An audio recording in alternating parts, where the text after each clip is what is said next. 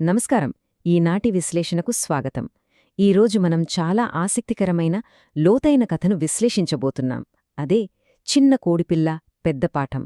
వినడానికి ఇది కేవలం ఒక చిన్న కథలా అనిపించినా, దీనిలో దాగి ఉన్న అర్థం మనందరి జీవితాలకు చాలా దగ్గరగా ఉంటుంది. ఒక కంఫర్ట్ జోన్ అనే పెంకును పగలగొట్టుకుని బయటకు రావడం ఎంత కష్టమో, అంతకంటే ఎంత ముఖ్యమో ఈ కథ మనకు అద్భుతంగా చెప్తుంది. మరి ఆలస్యమెందుకు? వెంటనే మొదలుపెడదాం. ఒక్కసారి ఊహించుకోండి, ఆ గుడ్డు లోపల పరిస్థితి ఎలా ఉంటుందో. చీకటి, ఇరుకు, ఊపిరాడని వాతావరణం. అసలు బయట ప్రపంచం ఎలా ఉంటుందో అన్న భయం ఆ చిన్న కోడిపిల్లను వెంటాడుతోంది. బిక్కుబిక్కుమంటూ అది పడుతున్న ఆందోళన అంతా ఇంతా కాదు. నిజానికి మనందరికీ ఏదో ఒక సందర్భంలో ఇలాంటి భయం వేసే ఉంటుంది కదా. తెలియని భవిష్యత్తు గురించి, కొత్త విషయాల గురించి మనం పడే ఆ భయం మన ఎదుగుదలను ఎలా బంధించేస్తోందో ఇది కళ్లకు కట్టినట్లు చూపిస్తుంది. మొదటి భాగం రక్షణ మరియు భయం. ఈ కథ ఒక అందమైన పల్లెటూరులో మొదలవుతుంది. ఒక తల్లికోడి తన గుడ్లను పొదుగుతూ ఉంటుంది.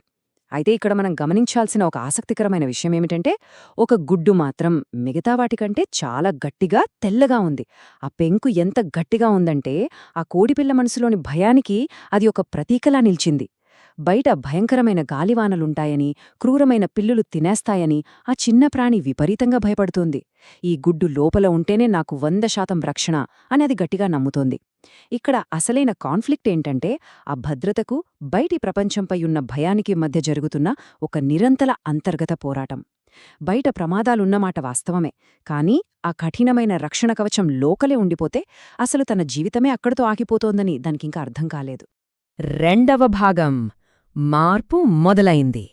కాలం ఎప్పుడూ ఒకేలా ఆగిపోదు కదా. కొద్ది రోజులకు ఆ గుడ్డు చుట్టూ ఉన్న నిశ్శబ్దం బద్దలైంది. ఒక్కసారిగా ఆ వాతావరణమంతా మారిపోయింది. మిగతా గుడ్లన్నీ పగిలాయి. వాటిలోంచి చిన్న చిన్న కోడిపిల్లలు భలే చురుకుగా బయటకొచ్చేస్తున్నాయి. అవి ఆ పెంకులను పగలగొట్టుకుని చీప్ చీప్మంటూ సంతోషంగా శబ్దాలు చేస్తూ అటూ ఇటూ తిరగడం, చక్కగా గింజలు ఏరుకుని తినడం మొదలుపెట్టాయి. అదొక అద్భుతమైన, సజీవమైన దృశ్యం. అయితే ఈ సంతోషకరమైన అరుపులు, ఆ ఉత్సాహమంతా ఆ గట్టిగుడ్డు లోపల ఉన్న కోడిపిల్ల చెవన పడుతూనే ఉంది. ఆ శబ్దాలు మెల్లగా ఆ పెంకును దాటుకుని లోపలికి వెళ్ళి దాని మనస్సులో ఒక సరికొత్త ఆలోచనకు బీజం వేశాయి. సరిగ్గా అప్పుడే ఆ కోడిపిల్లకు ఒక కఠోరమైన నిజం బోధపడింది. నేనిలాగే ఇక్కడే ఉండిపోతే ఎప్పటికీ ఎదగలేను అని. ఇది నిజంగా ఒక కీలకమైన మలుపు. తన తోటి పిల్లలంతా బయట అంత స్వేచ్ఛగా, సంతోషంగా ఉన్నారని విన్నప్పుడు దానికి అర్థమైంది, ఈ గుడ్డు లోపల ఉన్నది రక్షణ కాదు, అదొక బంధనమని. అక్కడే ఉండిపోతే జీవితంలో ఎలాంటి ఎదుగుదల ఉండదని దానికి పూర్తిగా స్పష్టమైంది.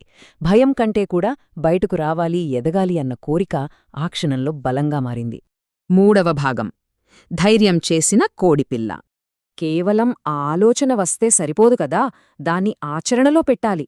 ఆ చిన్న కోడిపిల్ల తన భయాన్నంతా పక్కన పెట్టి ఆ గట్టి పెంకుని బద్దలు కొట్టడానికి సిద్ధమైంది. ఇక్కడే అసలైన పోయాటం మొదలైంది. ముందుగా తన చిన్ని ముక్కుతో ఆ గట్టి పెంకును మెల్లగా పొడవడం ప్రారంభించింది.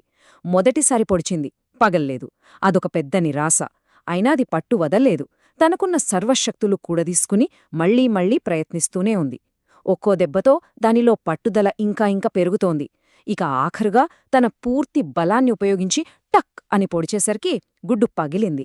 ఆ టక్ అన్న శబ్దం కేవలం ఒక పెంకు పగిలిన శబ్దం కాదు, దాన్ని అప్పటిదాకా బంధించిన ఒక అతిపెద్ద భయం బద్దలైన శబ్దం.